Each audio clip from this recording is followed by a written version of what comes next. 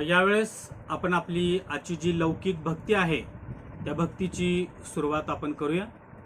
स्तोत्रकर्ता प्रियाणू त्याच्या स्तोत्रामध्ये असं म्हणतो, या हो या आपण परमेश्वराचा जय जयकार करू, आपल्या तारणदुर्गाचा जय जयकार करू. उपकार स्मरण करीत आपण त्याच्या पुढे जाऊ, स्तोत्रे गात त्याचा जय जयकार करू.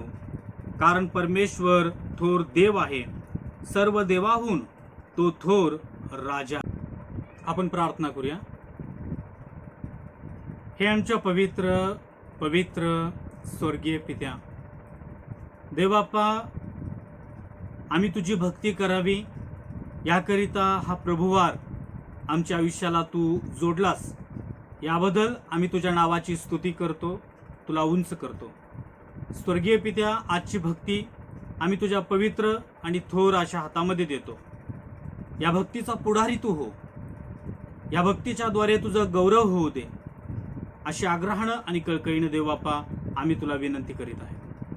देवबापा, हे जे तुझे उपासक तुझी भक्ती करीत आहेत, त्यांची भक्ती आणि त्यांनी केलेली स्तुती प्रभू तू स्वर्गात मान्य करून घे, अशा आग्रहानं आणि कळकळीनं आम्ही तुला विनंती करीतो.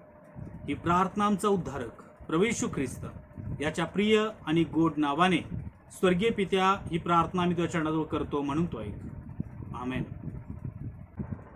यावेळेस प्रियानो, प्रभूच्या गौरवासाठी उपासना संगीत गीत क्रमांक 534 होईल वृष्टी कृपेची हे गीत गाऊन आपल्या प्रभूची आपण स्तुती करूया.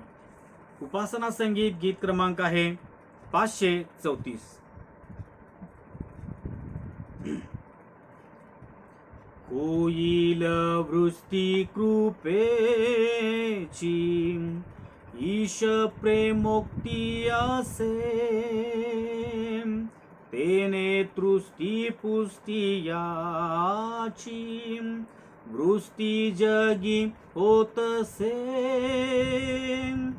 वृष्टी कृपेची, वृष्टी कृपेची हवी,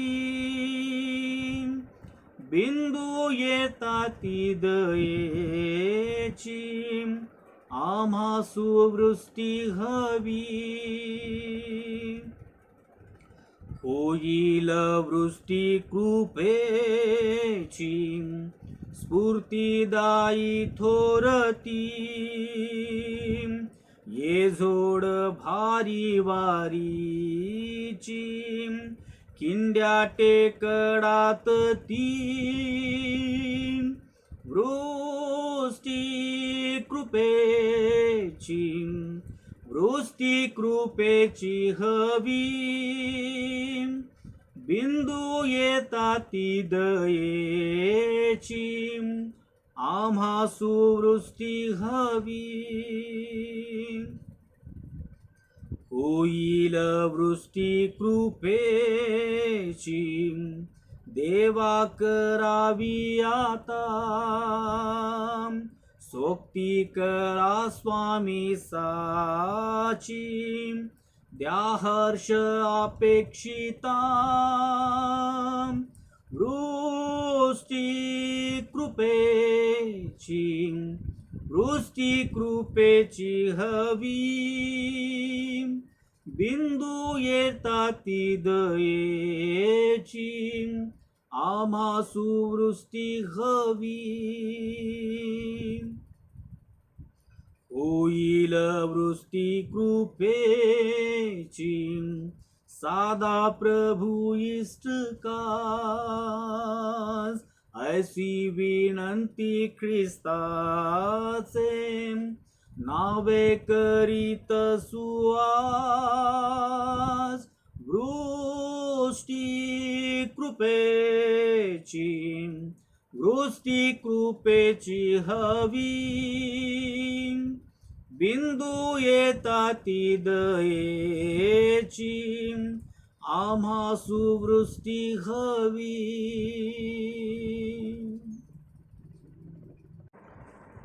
यावेळेस प्रियानो, प्रभूच्या गौरवासाठी स्तोत्रसंहिता या काव्यांच्या पुस्तकामधून स्तोत्र 95 आपण यावेळेस ऐकूया. स्तोत्रसंहिता या काव्यांच्या पुस्तकामधून स्तोत्र 95 यावेळेस आपण ऐकूया. उपकार स्मरणाचे गीत. याहोया, आपण परमेश्वराचा जय जयकार करू, आपल्या तारणदुर्गाचा जय जयकार करू. उपकार स्मरण करीत आपण त्याच्या पुढे जाऊ, स्तोत्रे गात त्याचा जय जयकार करू. कारण परमेश्वर थोर देव आहे, सर्व देवाहून तो थोर राजा आहे. त्याच्या हाती पृथ्वीची खोल स्थले आहेत, पर्वतांची उंच शिखरेही त्याचीच आहेत. समुद्र त्याचा आहे, त्यानेच तो उत्पन्न केला, कोरडी भूमीही त्याचाच हाताने घडविली गेली. याहोया, परमेश्वर जो आपला उत्पन्न करता, त्याच्या पुढे आपण गुडघे टेकू, त्याची उपासना करू, त्याला नमन करू. कारण तो आपला देव आहे आणि आपण त्याच्या कुरणातील प्रजा, त्याच्या हातचा कळप आहोत. आज तुम्ही त्याची वाणी ऐकाल तर किती बरे होईल. मरिबा येथल्याप्रमाणे, रानात मस्सा येथील प्रकरणाच्या दिवशी केल्याप्रमाणे तुम्ही आपले मन कठीण करू नका. तेव्हा तुमच्या वडिलांनी जरी माझी कृती पाहिली होती, तरी त्यांनी माझी परीक्षा केली व मला पारखिले. 40 वर्ष त्या पिढीचा मला वीट आला. मी म्हणालो, हे बहकलेल्या मनाचे लोक आहेत, यांनी माझे मार्ग जाणिले नाहीत. म्हणून मी रागाने शपथ वाहून म्हणालो, हे माझ्या विसाव्यात निश्चित येणार नाहीत. प्रभू करो आणि हे स्तोत्र परमेश्वर तुमच्यासाठी आणि माझ्यासाठी आशीर्वादाचं आणि लाभाचं असं करो. आमेन. यावेळेस प्रियानो, प्रभूच्या गौरवासाठी उपासना संगीत गीत क्रमांक 49, ख्रिस्त आजारात ख्रिस्त आरोग्यात, हे गीत गाऊन आपल्या प्रभूला आपण उंच करूया. उपासना संगीत गीत क्रमांक 49.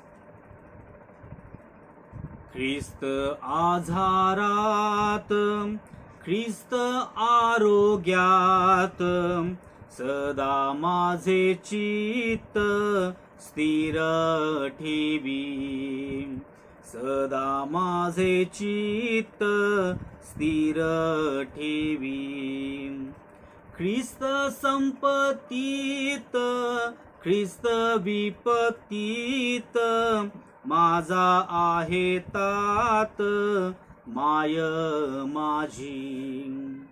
ख्रिस्त संपत्तीत ख्रिस्त विपत्तीत, माझा आहे तात माय माझी. ख्रिस्त आजारात ख्रिस्त आरोग्यात, सदा माझे चित्त स्थिर ठेवी.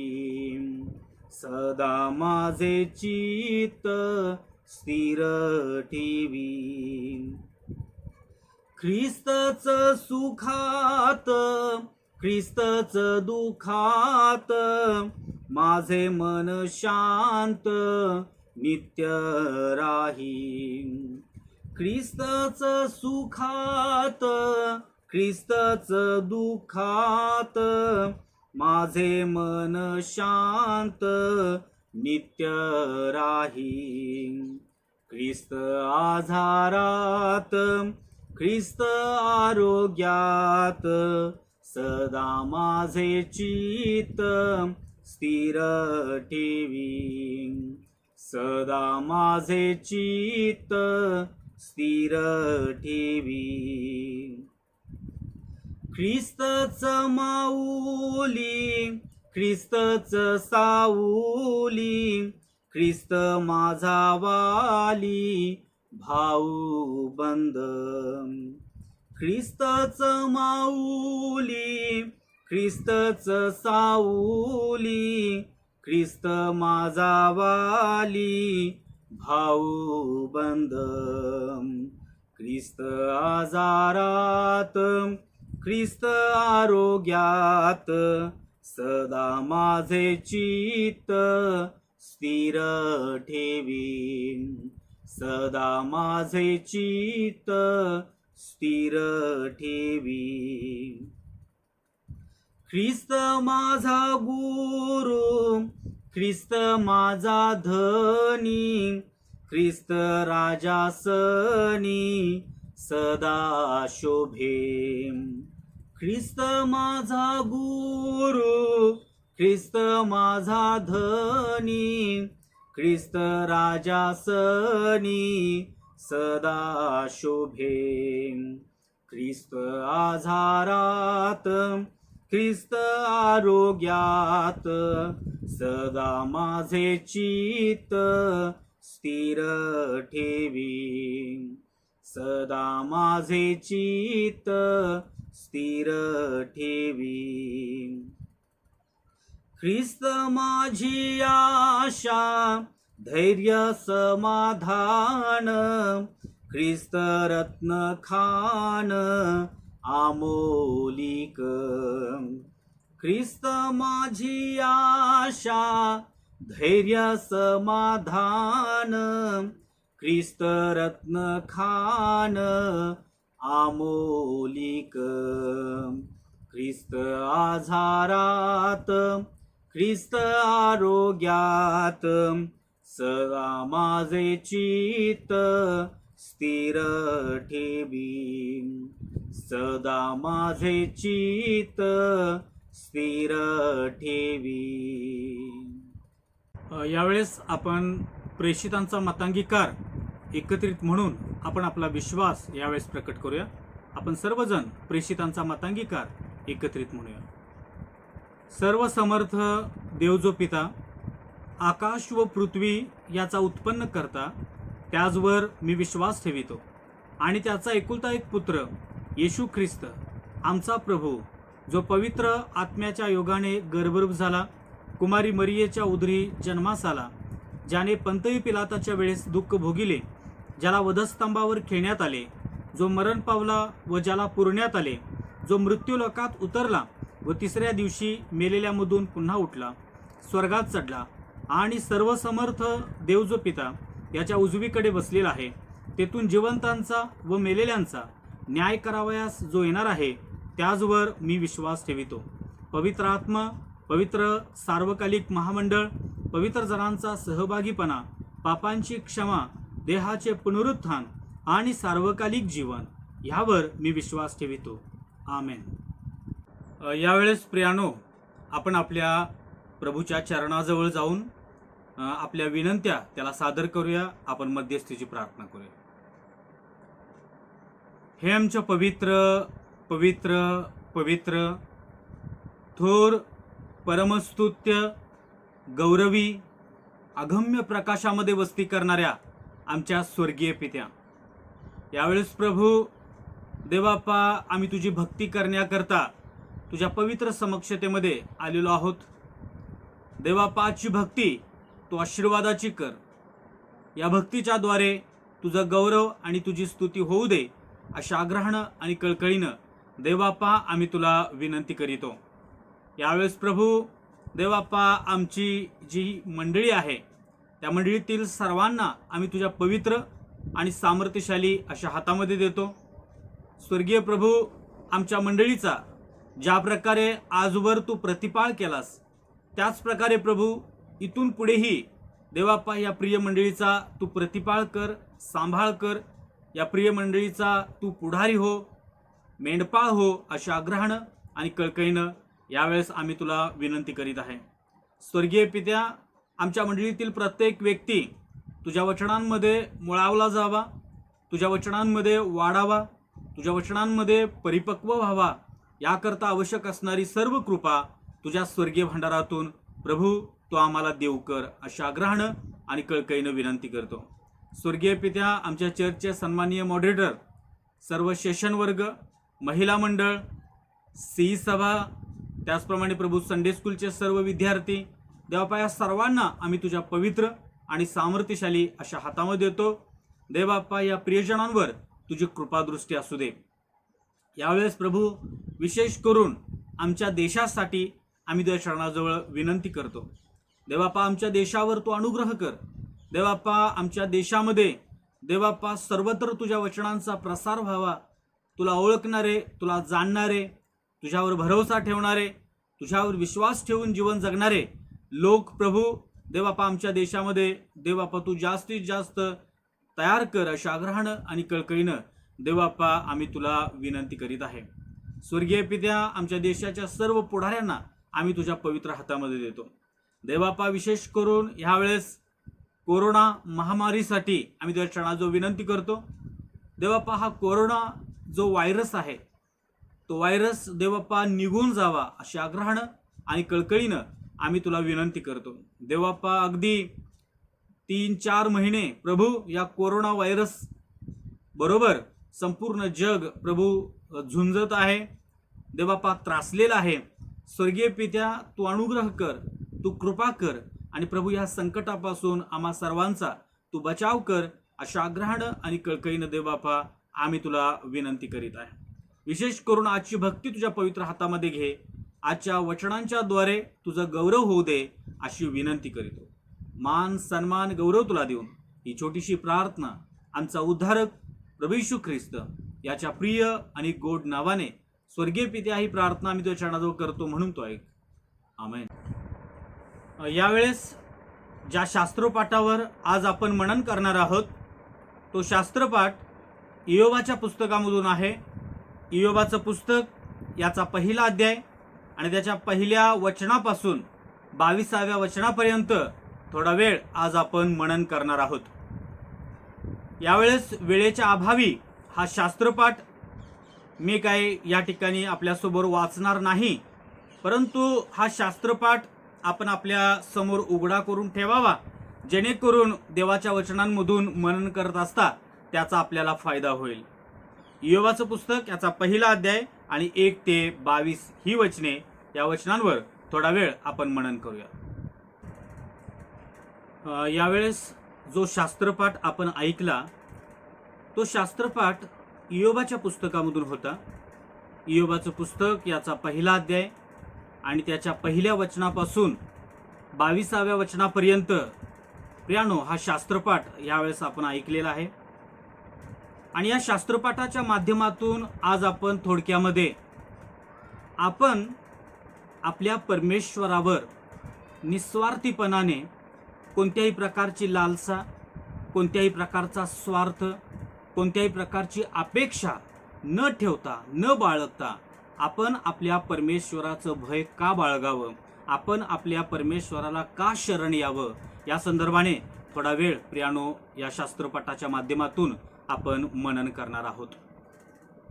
आज जर आपण या जगाचं निरीक्षण केलं, जगातील काही लोकांना आपण चाचपलं, तर त्यातील बहुतांशी लोक कोणत्या ना कोणत्या स्वार्थापोटी, कोणत्या ना कोणत्या अपेक्षेपोटी, कोणत्या ना कोणत्या लालसेपोटी परमेश्वरावर भय बाळगण्यास तयार झालेले प्रियानो आपल्याला पाहाव्यास मिळतील. माझ्या जीवनामध्ये चांगल्या गोष्टी घडाव्या, मला उत्तम प्रकारची नोकरी प्राप्त व्हावी, माझ्या घरामध्ये भरभराट यावी, समाजामध्ये माझा नावलौकिक व्हावा, मला प्रसिद्धी मिळावी, आणि यासारख्या अनेक गोष्टी अशा आहेत की ज्या गोष्टी परमेश्वराचं भय बाळगल्याने आम्हाला प्राप्त होतील, या आशेपोटी प्रियानो काही लोक परमेश्वरावर विश्वास ठेवतात, परमेश्वराचं भय बाळगण्याचा प्रयत्न करतात. प्रियानो, ह्या गोष्टींची अपेक्षा बाळगणं वाईट आहे असं मला म्हणायचं नाही, परंतु ह्या गोष्टींच्या स्वार्थापोटी, या गोष्टींच्या लालसेपोटी परमेश्वराचं भय बाळगणं हे वाईट आहे. प्रियानो, या गोष्टींची आपल्याला गरज आहे हे परमेश्वर जाणतो आणि योग्य वेळी त्या गोष्टींची तो आपल्याला पूर्तता करत असतो. आणि मग असं असताना योग्य वेळी ह्या गोष्टी परमेश्वर आपल्याला पुरवतो, असं असताना मग आपण ह्या गोष्टींच्या लालसेपोटी परमेश्वराचं भय बाळगण्याची प्रियानो आपल्याला काय गरज आहे? प्रियानो, आपण अशा प्रकारे परमेश्वराचं भय बाळगू नये. येशू ख्रिस्त ज्यावेळेस या जगामध्ये होता, आणि त्यावेळेसही त्या काळातही अशा प्रकारचे लोक होते की जे काही ना काही स्वार्थ मनामध्ये बाळगून येशू ख्रिस्ताकडे येत होते. प्रियानो, आपण पाहतो लूका शुभवर्तमान याचा 9वा अध्याय आणि 57 आणि 58 ही वचने वाचलीत तर त्या ठिकाणी एक शास्त्री आपल्याला आढळतो की जो शास्त्री येशू ख्रिस्ताकडे आला आणि येशू ख्रिस्ताला म्हणाला, गुरुजी, मला आपल्या पाठीमागून यायचं आहे. प्रियानो, हा येशू ख्रिस्ताच्या पाठीमागून यायला तयार झाला. त्या पाठीमागं त्याचा स्वार्थ हा होता की त्याला असं वाटत होतं की येशू ख्रिस्त हा प्रसिद्ध आहे आणि मी जर या येशू ख्रिस्ताच्या पाठीमागून गेलो, त्याचा शिष्य झालो, तर जशी येशू ख्रिस्ताची प्रसिद्धी झालेली आहे तशी मलाही प्रसिद्धी प्राप्त होईल. येशू अनेक चिन्ह चमत्कार करतो, रोग्यांना बरं करतो, अद्भुत कृत्य करतो, महत्कृत्य करतो आणि मी जर या येशू ख्रिस्ताचा शिष्य झालो तर अशाच प्रकारचे अद्भुत कृत्य, महत्कृत्य, चिन्हे, चमत्कार येशू ख्रिस्त माझ्या बाबतीतही करील आणि मला सर्व सुखसोयी प्राप्त होतील. हा स्वार्थ ह्या व्यक्तीच्या मनामध्ये बाळगून तो येशू ख्रिस्ताकडे आलेला होता. आणि प्रियानो, येशू ख्रिस्तानं या शास्त्राला प्रत्युत्तर देताना म्हटलं की खोकडास बेळे व आकाशातील पाखरास घरटे आहेत, परंतु मानवाच्या पुत्राला, मनुष्याच्या पुत्राला डोके टेकायला जागा नाही. प्रियानो, ह्या शास्त्राच्या स्वार्थी बुद्धीनं येशू ख्रिस्ताकडं येण्याची जी मनोवृत्ती होती त्या मनोवृत्तीचं येशू ख्रिस्तानं या ठिकाणी खंडन केलेलं आपल्याला पाहावयास मिळतं. याचाच अर्थ असा की स्वार्थीपणानं येशू ख्रिस्ताचं भय बाळगणं, परमेश्वरावर विश्वास ठेवणं हे परमेश्वराला कदापि मान्य नाही. म्हणून ख्रिस्तीय नात्यानं प्रियानो, तुम्ही मी निस्वार्थीपणाने कोणत्याही प्रकारचा स्वार्थ, कोणत्याही प्रकारची अपेक्षा न बाळगता आपल्या परमेश्वराचं भय आपण बाळगलं पाहिजे. आपल्या परमेश्वराला शरण आपण आलं पाहिजे. आणि मग अशा प्रकारे निस्वार्थीपणाने आपण परमेश्वराचं भय का बाळगावं या संदर्भाने या शास्त्रोपाठात काही गोष्टी मला आढळल्या की ज्या गोष्टी आज मी आपल्याबरोबर शेअर करणार आहे. त्या गोष्टीवरच थोडा वेळ आपण मनन करणार आहोत. प्रियानो, आपण निस्वार्थीपणाने परमेश्वराचं भय बाळगावं याचं पहिलं कारण म्हणजे परमेश्वराची साक्ष. परमेश्वरानं तुमच्या आणि माझ्याबद्दल चांगली साक्ष द्यावी याकरता आपण परमेश्वराचं भय निस्वार्थीपणाने बाळगावे असं आपल्याला या ठिकाणी आढळतं.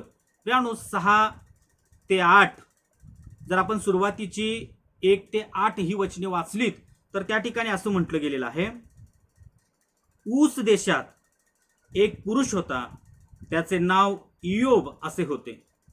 तो सात्विक व सरळ होता. तो देवाला भिवून वागे व पापापासून दूर राहे. त्याला 7 पुत्र व 3 कन्या झाल्या. 7,000 मेंढरे, 3,000 उंट, बैलाच्या 500 जोड्या व 500 गाढवी एवढे त्याचे धन होते. आणि त्याचा परिवार फार मोठा होता. असा तो पूर्व देशातल्या सर्व लोकात थोर होता. त्याचे पुत्र आळीपाळीने एकमेकांच्या घरी भोजन समारंभ करीत व त्यावेळी आपल्या 3 बहिणीस पंक्तीस बोलावीत. हे भोजन समारंभ आटोपल्यावर इयोब त्यांना बोलावून आणून त्यांची शुद्धी करी. तो प्रातःकाळी उठून त्या सर्वांच्या संख्येइतक्या बलींचे वहन करी, कारण तो म्हणे की न जाणो माझ्या पुत्रांनी पाप केले असेल आणि आपल्या मनाने देवाचा अवहेर केला असेल.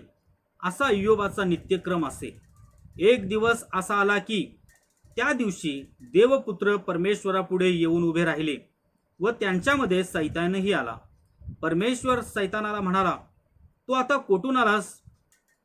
सैतानाने परमेश्वरास उत्तर दिले, मी पृथ्वीवरून इकडून तिकडून हिंडून फिरून आलो आहे. परमेश्वराने सैतानाला विचारले, माझा सेवक इयोब याच्याकडे तुझे लक्ष गेले होते काय? भूतलावर त्याच्या तोडीचा सात्विक, सरळ, देवाला भिवून वागणारा व पापापासून दूर राहणारा असा दुसरा कोणी नाही. प्रियानो, जवळजवळ 1 ते 8 ही वचने या ठिकाणी मी वाचलीत आणि या वचनांमध्ये, या केवळ 8 वचनांमध्ये ह्या पुस्तकाचा जो लेखक आहे तो इयोबाबद्दल साक्ष देताना म्हणतो की इयोबासारखा सात्विक, सरळ, देवाला भिवून वागणारा व पापापासून दूर राहणारा भूतलावर त्याच्या तोडीचा दुसरा कोणी नाही.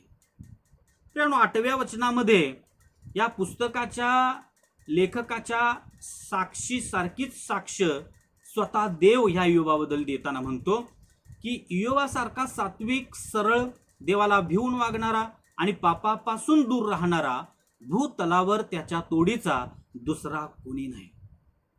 प्रियानो, इयोबाबद्दल देवानं दिलेली ही जी साक्ष आहे ती खूप दर्जेदार आहे. इयोबाबद्दल परमेश्वरानं अतिशय महान अशी साक्ष या ठिकाणी प्रियानो ह्या इयोबाबाबत देवानं दिली. कारण हा इयोब निस्वार्थीपणाने परमेश्वराचं भय बाळगत होता, परमेश्वराला शरण आलेला होता. परमेश्वराचं भय धरण्यापाठीमागं त्याची कोणतीही अपेक्षा नव्हती, कोणत्याही प्रकारचा स्वार्थ नव्हता, कोणत्याही प्रकारची लालसा नव्हती. म्हणून परमेश्वरानं आणि या पुस्तकाच्या लेखकानं अशा प्रकारची उत्तम साक्ष या इयोबाच्या बाबतीत या ठिकाणी दिलेली आहे. प्रियानो, या ठिकाणी या इयोबाच्या बाबतीत असं सांगितलं गेलेलं आहे की पूर्व देशातील सर्व लोकात हा इयोब थोर होता.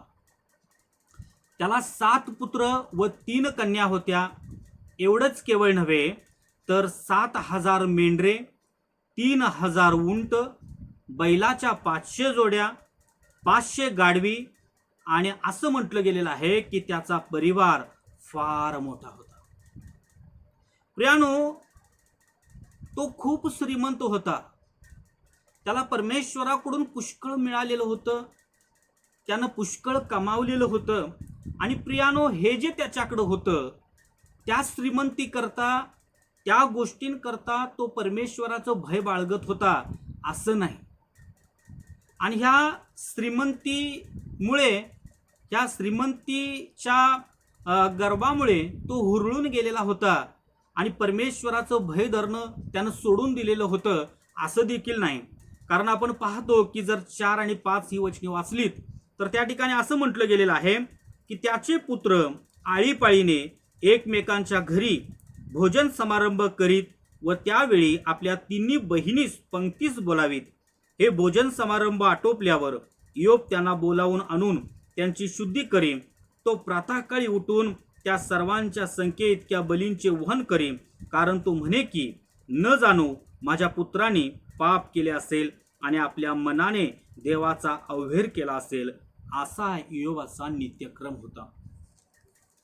इयोबानं आपल्या शरीराला, आपल्या नित्यक्रमाला एक आध्यात्मिक शिस्तीनं वेढून टाकलेलं होतं. प्रियानो, या ठिकाणी दुसरा कोणी या इयोबाच्या जागी असता तर एवढी धनसंपत्ती पाहून तो उशीर परमेश्वराला विसरून गेला असता, परमेश्वराचं त्याला विस्मरण झालं असतं. परंतु इयोब मात्र प्रियानो या ठिकाणी आपल्याला असं करत असल्याचं पाहावयास मिळत नाही. तर तो प्रातःकाळी उठायचा आणि आपल्या मुलांच्या कडून कळत न कळत परमेश्वराचा अवहेर झाला असेल या भीतीपोटी तो त्यांच्या संख्येइतक्या बलींचं वहन करायचा. अशा प्रकारे प्रियानो, ह्या श्रीमंतीमध्येही तो निस्वार्थीपणाने, कोणत्याही प्रकारची अपेक्षा न बाळगता परमेश्वराचं भय प्रियानो बाळगत होता. आणि म्हणून प्रियानो आपण पाहतो की देव म्हणत आहे, देव ह्या इयोबाबद्दल साक्ष देत आहे की ह्याच्यासारखा सात्विक, सरळ, देवाला भिवून वागणारा आणि पापापासून दूर राहणारा त्याच्या तोडीचा भूतलावर कोणीही नाही. प्रियानो, आज आपल्याला आपल्या स्वतःचं आत्मपरीक्षण करण्याची गरज आहे. मी परमेश्वराचं भय या इयोबासारखं बाळगत आहे का? का कोणत्या तरी स्वार्थापोटी, लालसेपोटी, अपेक्षेपोटी मी परमेश्वराच्या मार्गाने चालण्याचा प्रयत्न करत आहे? इयोबासारखं निस्वार्थीपणाने आपण परमेश्वराचं जर भय बाळगू, तर इयोबाबद्दल जशी परमेश्वरानं चांगली साक्ष दिली, या पुस्तकाच्या लेखकानं चांगली साक्ष दिली, तशीच साक्ष प्रियानो आपण जर त्याच्या पावलावर पाऊल टाकून तशा प्रकारचं भय बाळगू, तर आपल्याबद्दलही केवळ देवच देईल असं नाही, तर देवाबरोबर आपल्या आजूबाजूचे लोक, आपल्या संपर्कामध्ये येणारे लोक देखील आपल्याबद्दल चांगली साक्ष दिल्याखेरीज राहणार नाहीत. प्रियानो, पवित्र शास्त्र जर आपण वाचलं तर पवित्र शास्त्रामध्ये असे काही लोक आहेत की ज्यांच्याबद्दल परमेश्वरानं चांगली साक्ष दिली. उत्पत्तीचं पुस्तक याचा 6वा अध्याय आणि 9वं वचन जर वाचलं तर त्या ठिकाणी नोहा हा व्यक्ती आपल्याला आढळतो की ज्याच्याबद्दल परमेश्वर असा म्हणाला की नोहा हा नीतिमान आहे. एवढंच केवळ नव्हे, गणनाचं पुस्तक याचा 12वा अध्याय 3 ते 7 ही वचने जर आपण वाचलीत तर त्या ठिकाणी परमेश्वर मोशेबद्दल साक्ष देताना म्हणतो की मोशे भूतलावर सर्वात नम्र आहे, माझ्या संपूर्ण घराण्यात तो विश्वास योग्य आहे, तो सर्वात विश्वासू आहे. अशा प्रकारची दर्जेदार साक्ष मोशेबद्दल परमेश्वरानं दिली. प्रियानो, जर आपण स्तोत्र संहिता याचा 95 स्तोत्र आणि त्याची 1 ते 10 ही वचने आपण जर वाचली तर त्या ठिकाणी परमेश्वर या इस्रायल लोकांबद्दल साक्ष देताना असं म्हणतो की हे लोक कठीण अंतकरणाचे आहेत, हे लोक देवाची परीक्षा पाहणारे आहेत. एवढंच केवळ नव्हे तर देवाच्या मनाला वीट आणणारे बहकलेल्या मनाचे हे लोक आहेत. अशा प्रकारची वाईट साक्ष इस्रायल लोकांबद्दल परमेश्वरानं दिली, कारण प्रियानो ते परमेश्वराच्या वचनांविरुद्ध, परमेश्वराच्या ध्येयधोरणांविरुद्ध स्वार्थीपणानं, कोणत्या तरी स्वार्थापोटी काहीतरी आपल्याला परमेश्वराकडून मिळेल या हेतून ते परमेश्वराचं भय बाळगत होते. म्हणून अशा प्रकारची परखड साक्ष इस्रायल लोकांबद्दल परमेश्वर या स्तोत्रामध्ये देत आहे. प्रियानो, आज आपण ठरवूया या इस्रायल लोकांसारखी परमेश्वरानं आपल्याबद्दल साक्ष द्यावी की इयोबाबद्दल जी साक्ष दिली, मोशेबद्दल जी साक्ष दिली, नोहाबाबत जी साक्ष दिली, त्यासारखी आपल्याबद्दल परमेश्वरानं आणि ह्या लोकांनी साक्ष द्यावी.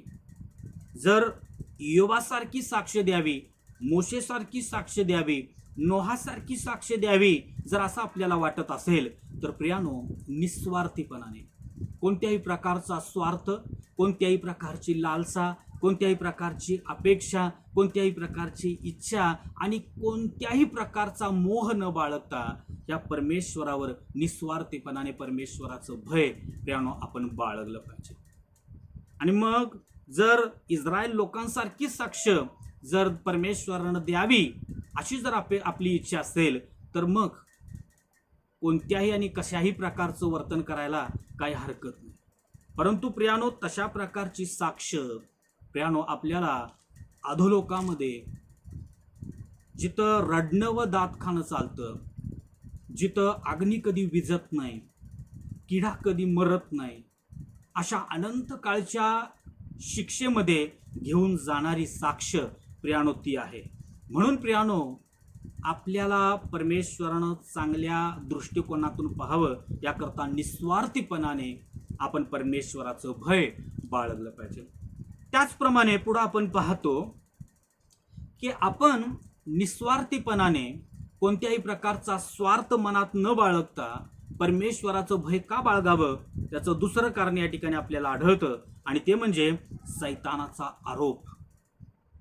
प्रियानो, सैतान आपल्यावर दोषारोप करत असतो, सैतान आपल्याला दोष लावत असतो आणि ह्या कारणापोटी आपण परमेश्वराचं निस्वार्थीपणाने कोणत्याही प्रकारचा स्वार्थ न बाळगता भय बाळगलं पाहिजे. या ठिकाणी प्रियानो आपल्याला असं आढळतं की या ठिकाणी जर आपण 6 ते 11 ही वचने वाचलीत तर या ठिकाणी असं म्हटलं गेलेलं आहे, एक दिवस असा आला की त्या दिवशी देवपुत्र परमेश्वरापुढे येऊन उभे राहिले व त्यांच्यामध्ये सैतानही आला. परमेश्वर सैतानास म्हणाला, तू आता कुठून आलास? सैतानाने परमेश्वरास उत्तर दिले, मी पृथ्वीवर इकडे तिकडे हिंडून फिरून आलो आहे. परमेश्वराने सैतानास विचारले, माझा सेवक इयोब याच्याकडे तुझे लक्ष गेले होते काय? भूतलावर त्याच्या तोडीचा सात्विक, सरळ, देवाला भिवून वागणारा व पापापासून दूर राहणारा असा दुसरा कोणी नाही. सैतानाने परमेश्वराला उत्तर दिले की, इयोब देवाचे भय काय फुकट बाळगतो? तो त्याचे घर व त्याचे सर्वस्व याभोवती तू कुंपण घातले आहे ना? तू त्याच्या हातास यश दिले आहे ना? व देशात त्याचे धन वृद्धी पावत आहे ना? तू आपला हात पुढे करून त्याच्या सर्वस्वास लावून तर पहा, म्हणजे तो तुझ्या तोंडावर तुझा अव्हेर करेल. प्रियानो, या ठिकाणी सैतान हा दोषारोप करणारा आहे. विश्वासणाऱ्यांना कोणत्याही प्रकारची चांगली साक्ष लागू न करणार आहे. विश्वासणाऱ्याच्या चांगल्या साक्षी विरोधात बोलणार आहे. अशा प्रकारचं एक दृश्य आपल्याला या ठिकाणी आढळतं. त्यामुळे या ठिकाणी आपण पाहतो की असं म्हटलं गेलेलं आहे की एके दिवशी देवपुत्र परमेश्वरासमोर येऊन उभे राहिले आणि त्यांच्यामध्ये सैतानही आला. आणि अशा ह्या सभेमध्ये परमेश्वरानं त्या सैतानाला विचारलं की माझा सेवक इयोब याच्याकडे तुझं लक्ष गेलं होतं काय? जर तू पृथ्वीवरून इकडून तिकडून हिंडून फिरून आलेला आहेस तर माझा दास इयोब तुझ्या दृष्टीस पडला होता काय? त्याच्यासारखा सात्विक, सरळ, देवाला भिवून वागणारा आणि पापापासून दूर राहणारा त्याच्या तोडीचा दुसरा कोणीही भूतलावर नाही. परमेश्वरानं ही साक्ष इयोबाबाबत सैतानासमोर आणि त्या देवपुत्रांच्या सभेमध्ये ज्यावेळेस दिली त्यावेळेस सैतानानं ती साक्ष स्वीकारली नाही. पहा, परमेश्वर साक्ष देत आहे आणि तशा प्रकारे असेल, इयोब खरोखरच सात्विक असेल, इयोब खरोखरच सरळ आहे, पापापासून दूर राहणारा आहे, आणि अशा प्रकारे ती साक्ष जशीच्या तशी या सैतानानं स्वीकारली नाही, तर तो परमेश्वराला म्हणत आहे की इयोब देवाचं भय काय फुकट बाळगतो? तू त्याचं सर्वस्व, त्याचं धन, त्याची मालमत्ता, त्याचे गुरेढोरे, त्याची मुलं यांना संरक्षण दिलेले आहेस ना? त्याच्या हातच्या कष्टाला तू बरकत दिलेली आहेस ना? हे सर्व त्याच्याकडून तू काढून जर घेशील तर तो तोंडावर तुझा अपमान करेल. या सर्व गोष्टींकरता तो तुझं भय बाळगत आहे. प्रियानो, अशा प्रकारचा दोष प्रियानो या ठिकाणी सैतानानं इयोबावर दिला. परंतु आपण ह्या पुस्तकामध्ये जर वाचलं तर या सैतानानं केलेला आरोप या इयोबानं हाणून पाडला. सैतानाला परमेश्वरासमोर इयोबानं या साक्षीबाबत, या दोषाबाबत सैतानाला खाली मान घालायला लावली, कारण तो खरंच परमेश्वराचं भय निस्वार्थीपणानं बाळगणारा होता. त्याच्याजवळ ह्या गोष्टी होत्या, त्याच्याजवळ हे धन होतं, परंतु त्या धनापोटी परमेश्वराकडे तो आलेला नव्हता. म्हणून इयोब या सैतानाला प्रियानो परमेश्वरासमोर खाली मान घालायला लावू शकला. आज आपण स्वतःचं आत्मपरीक्षण करूया. प्रियानो, बऱ्याच लोकांचं पतन प्रियानो झालेलं आहे. सैतान ज्या प्रकारे दोष देतो किंबहुना त्याहीपेक्षा मलिन आज लोक झालेले आहेत. जर ख्रिस्तिया नात्यानं प्रियानो आपण जगतो, वावरतो, बसतो, उठतो, तर प्रियानो सैतान जो आपल्यावर आरोप करत असतो त्या आरोपाला प्रियानो इयोबासारखं हाणून पाडण्याचं सामर्थ्य तेव्हा तुमच्यामध्ये आणि माझ्यामध्ये येईल ज्यावेळेस निस्वार्थीपणाने, कोणत्याही प्रकारचा स्वार्थ, कोणत्याही प्रकारची लालसा न बाळगता आपण परमेश्वरावर विश्वास ठेवू. म्हणून प्रियानो, आपण आपल्या मनाशी एक ठराव करूया. आपल्या मनाशी आपण एक करार करूया. कोणत्याही प्रकारचा स्वार्थ न बाळगता मी परमेश्वराला शरण येईन. कोणत्याही प्रकारची लालसा न बाळगता मी परमेश्वराचं भय धरेन. माझ्याजवळ काही गोष्टी असोत वा नसोत, मी परमेश्वराला कधीही सोडणार नाही. परमेश्वरानं त्याचा जो एकुलता एक पुत्र वधस्तंभावर तुमच्या आणि माझ्या करता दिला, त्या वधस्तंभावरील येशू ख्रिस्ताच्या बलिदानाचा कधीही मी अपमान होऊ देणार नाही. त्या बलिदानाचा मी सदैव सन्मान करेन. अशा प्रकारचा निश्चय करून निश्चयपूर्वक आपण प्रियानो आपण ह्या जगामध्ये प्रियानो जर जीवन जगू तर खरोखर सैतानाच्या आरोपाला आपल्याला हाणून पाडता येईल. त्याचप्रमाणे निस्वार्थीपणाने कोणत्याही प्रकारचा स्वार्थ न बाळगता आपण परमेश्वराचं भय का बाळगावं, याचं तिसरं कारण प्रियानो या ठिकाणी आहे, आणि ते म्हणजे आपण निस्वार्थीपणाने परमेश्वराचं भय बाळगावं, कारण आपल्याला परीक्षेत टिकता यावं. जर आपण 12 ते 22 ही वचने वाचलीत तर या ठिकाणी असं म्हटलेलं आहे, पहा, परमेश्वर सैतानास म्हणाला, पहा त्याचे सर्वस्व तुझ्या हाती देतो, त्याला मात्र हात लावू नको. मग सैतान परमेश्वरासमोरून निघून गेला. एके दिवशी असे झाले की इयोबाचे पुत्र व कन्या आपल्या ज्येष्ठ बंधूच्या घरी भोजन करीत व द्राक्षारस पीत असता एका जासूदाने इयोबाकडे येऊन सांगितले, बैल नांगरीत होते व त्यांच्याजवळ गाढवी चरत होत्या. तेव्हा शबाई लोक घाला घालून त्यास घेऊन गेले. त्यांनी तरवारीच्या धारेने गड्यांना वदिले. हे तुला सांगावयास मीच एकटा निभावून आलो आहे. तो हे सांगत आहे इतक्यात दुसऱ्या एकाने येऊन सांगितले, दैवी अग्नीचा आकाशातून वर्षाव झाला, त्याने मेंढरे व गडी जाळून भस्म केले. हे तुला सांगावयास मीच एकटा निभावून आलेलो आहे. तो हे सांगत आहे इतक्यात आणखी एकाने येऊन सांगितले, खासद्यांनी 3 टोळ्या करून उंटावर घाला घातला व ते घेऊन गेले. त्यांनी तरवारीच्या धारेने गाड्यांना वधिले. हे तुला सांगावयास मीच एकटा निभावून आलो आहे. तो हे सांगत आहे इतक्यात आणखी एकाने येऊन सांगितले, तुझे पुत्र व कन्या ही आपल्या ज्येष्ठ बंधूच्या घरी भोजन करीत व द्राक्षारस पीत होती. तो रानाकडून आलेल्या प्रचंड वाऱ्याच्या सोसाट्याने त्या घराचे 4 कोपरे हादरले.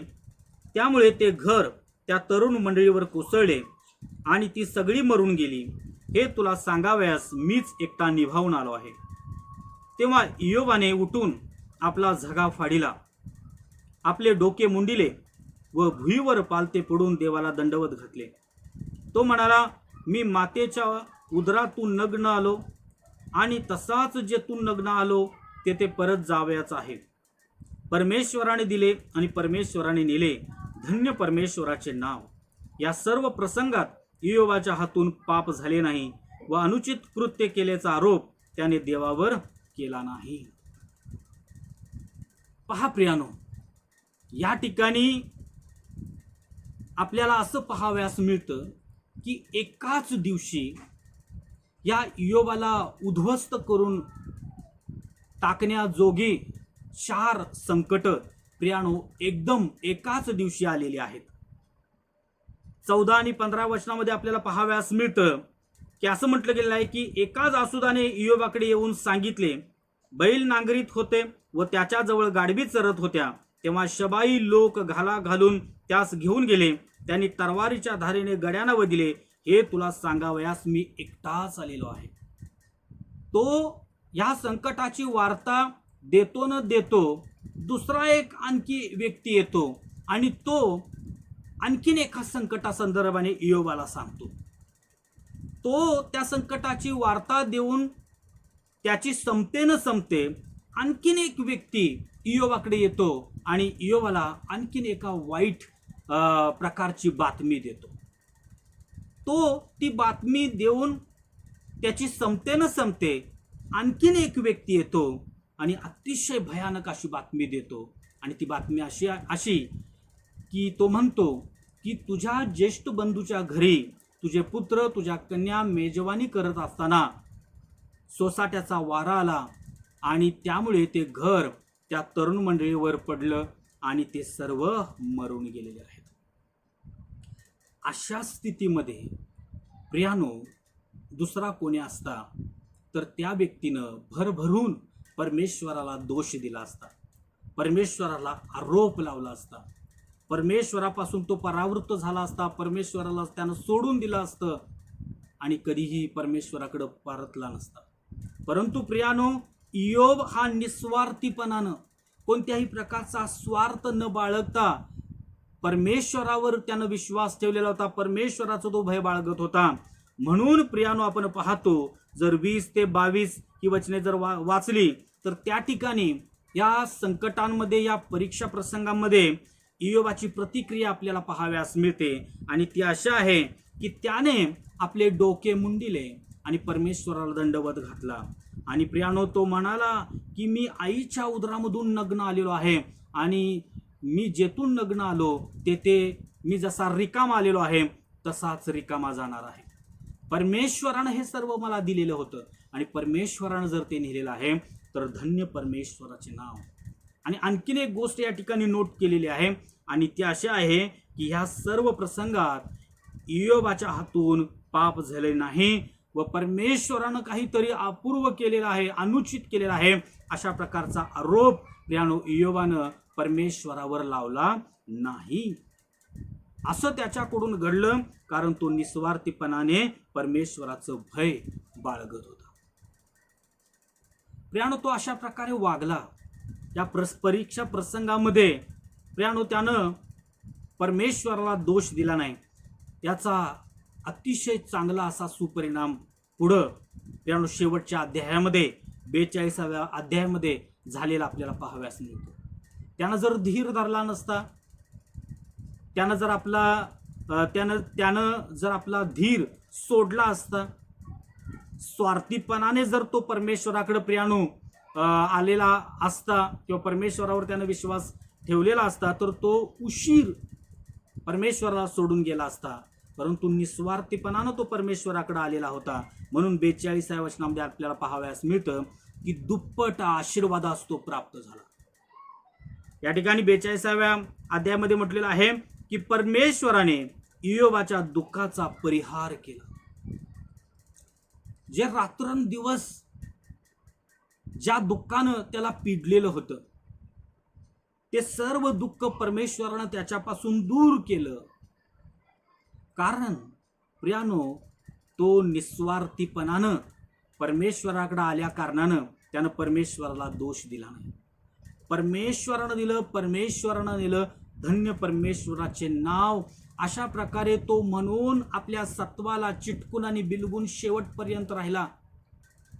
तो ते दुःख सोसत राहिला परंतु कधीच अनुचित कृत्य केल्याचा आरोप त्यानं परमेश्वराला केला. एवढंच केवळ नव्हे तर आपल्याला असं पाहावयास मिळतं की पूर्वी जेवढी धनसंपत्ती ह्या इयोबाकडे होती त्या धनसंपत्तीच्या दुप्पट धनसंपत्ती परमेश्वरानं त्याला दिली. असं म्हटलं गेलेलं आहे की पूर्वी 7,000 मेंढरे त्याच्याकडे होते. आता मात्र आपल्याला 42व्या अध्यायामध्ये पाहावयास मिळतं की आता मात्र 14,000 मेंढरे झालेले आहेत. पूर्वी 3,000 उंट इयोबाकडे होते. आता मात्र त्या 3,000चे 6,000 उंट झालेले आपल्याला या ठिकाणी आढळतात. पूर्वी बैलाच्या 500 जोड्या ह्या इयोबाकडे होत्या. आता मात्र या 42व्या अध्यायामध्ये बैलाच्या 1000 जोड्या झालेल्या आपल्या या ठिकाणी आढळतात. पूर्वी 500 गाढवी या इयोबाकडे होते आणि आता मात्र 1000 गाढवी या इयोबाकडे असल्याचं या 42व्या अध्यायामध्ये आपल्याला पाहावयास मिळतं. पूर्वी 7 पुत्र आणि 3 कन्या त्याच्या होत्या. आताही परमेश्वराने त्याला पुन्हा 7 पुत्र आणि 3 कन्या दिल्या. आणि त्याच्या कन्याबाबत असं म्हटलं गेलेलं आहे की त्या संपूर्ण देशात इयोबाच्या कन्यानी इतक्या सुंदर कन्या, सुंदर स्त्रिया नव्हत्या. परमेश्वराने त्याचं उत्तर आयुष्य हे पूर्व आयुष्याहून अधिक केलं असं आपल्याला या ठिकाणी आढळतं. प्रियानो असं घडलं कारण निस्वार्थीपणाने कोणत्याही प्रकारची लालसा, कोणत्याही प्रकारचा स्वार्थ न बाळगता तो परमेश्वराचं भय बाळगत होता. प्रियानो आज तुम्ही आणि मी प्रियानो, निस्वार्थीपणानं, कोणत्याही प्रकारचा स्वार्थ, कोणत्याही प्रकारची लालसा न बाळगता परमेश्वराचं भय धरू, तर जशी इयोबाच्या बाबतीत परमेश्वरानं चांगली उत्तम अशी साक्ष दिली, इयोबाच्या पुस्तकाच्या लेखकानं इयोबाबाबत चांगली साक्ष दिली, तशी परमेश्वर आणि सारे लोक आपल्याबद्दलही चांगली साक्ष देतील.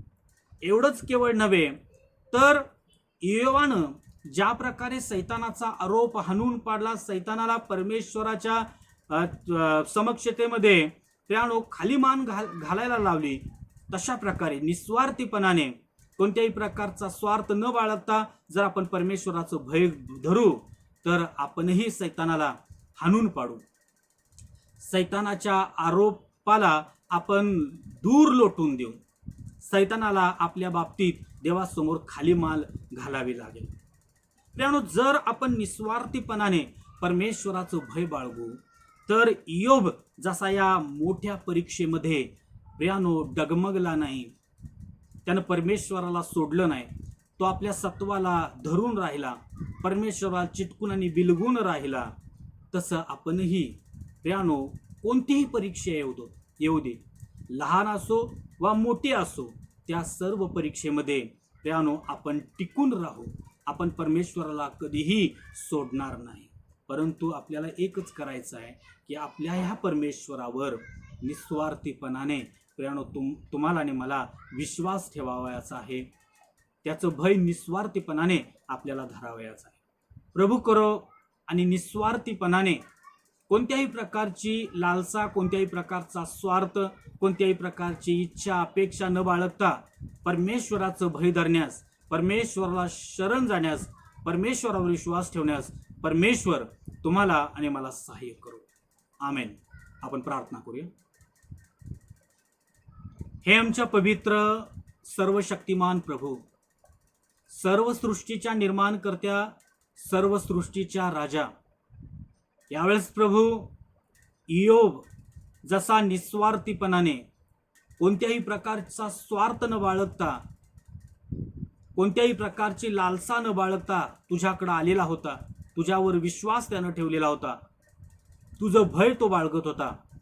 प्रियानो, तशाच प्रकारे निस्वार्थीपणाने तुझ्यावर विश्वास ठेवण्याकरता, तुझं भय बाळगण्याकरता, तुझ्या ध्येयधोरणानुसार जीवन जगण्याकरता तू आमचं सहाय्य कर. अशा आग्रहानं आणि कळकळीनं आम्ही तुला विनंती करतो. ही प्रार्थना आमचा उद्धारक प्रभू येशू ख्रिस्त याच्या प्रिय आणि गोड नावाने स्वर्गीय पित्या, ही प्रार्थना मी तुझ्या चरणाजवळ करतो, म्हणून तो ऐक. आमेन. यावेळेस शेवटी उपासना संगीत गीत क्रमांक 494, ह्या पुढे प्रभू तू माझा, हे गीत महेंद्र चोपडे सर सांगली यांच्या कुटुंबासमवेत आपण गाणार आहोत. उपासना संगीत गीत क्रमांक 494 यावेळेस आपण चोपडे फॅमिली समवेत गाऊया. 2, 3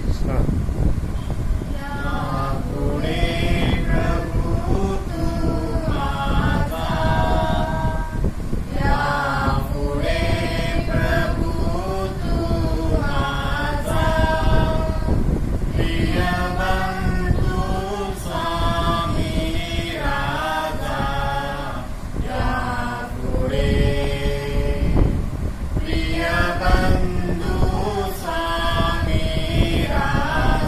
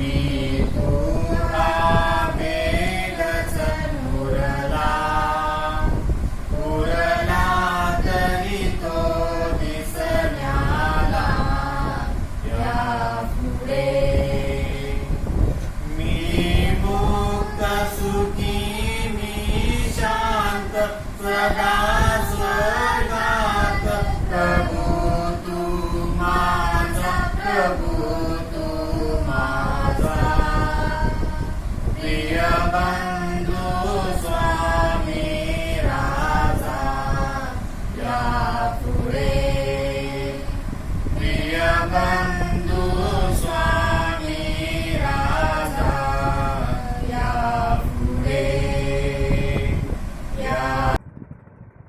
यावेळेस शेवटी आपण प्रभूंनी शिकवलेली प्रार्थना यावेळेस म्हणणार आहोत. प्रभूंनी शिकवलेली प्रार्थना झाल्यानंतर आपण आशीर्वाद घेऊया. त्यानंतर ईशस्तवन आपण म्हणूया आणि या लौकिक भक्तीचा आपण समारोप करूया. यावेळेस आपण प्रभूंनी शिकवलेली प्रार्थना एकत्रित म्हणूया. हे आमच्या स्वर्गातील बापा, तुझे नाव पवित्र मानिले जाऊ, तुझे राज्य येऊ, जसे स्वर्गात तसे पृथ्वीवरही तुझ्या इच्छेप्रमाणे हो. आमची रोजची भाकर तू रोज आम्हास दे, आणि जसे आम्ही आमच्या ऋण्यास ऋण सोडले आहे तसेच तू आमची ऋणे आम्हास सोड. आम्हाला परीक्षेत आणू नकोस, तर आम्हाला वाईटापासून सोडव, कारण की राज्य, सामर्थ्य आणि गौरव ही सर्व काळ तुझीच आहे. आमेन.